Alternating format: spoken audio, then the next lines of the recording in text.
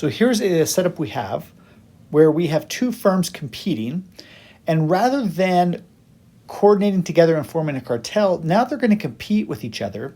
But the key with this is that this is going to be simultaneous. So I don't get to observe what the other firm does, but I consider what they would do and then find my best response to that. As a result, this setup is what we refer to as a Cournot game. So let's consider firm one. So firm one is trying to maximize profits, so they get to choose Q1. And profits for firm one are equal to P times Q. So P is 1,000 minus Q1 plus Q2. And we're going to put a bar over Q2 to let us know that Q2 is fixed. Times Q1 minus 10 times Q1, or their total cost. And so now we're going to optimize this and take first order conditions. So we get 1,000 minus 2Q1 minus Q2 bar, or fixed, minus 10.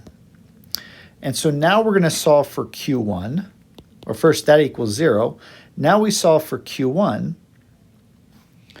So here for Q1,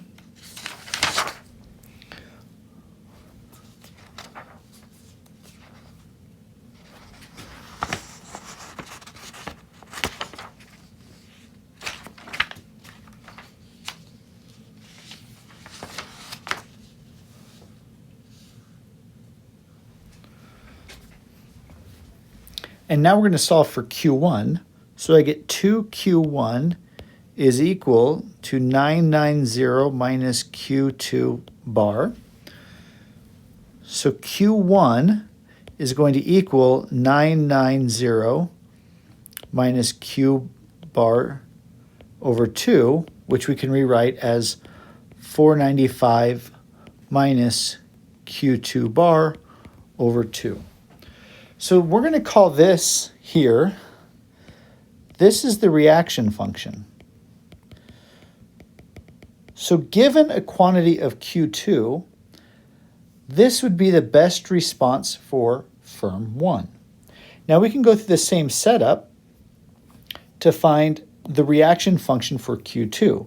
And by symmetry, we'll get Q2 is equal to 495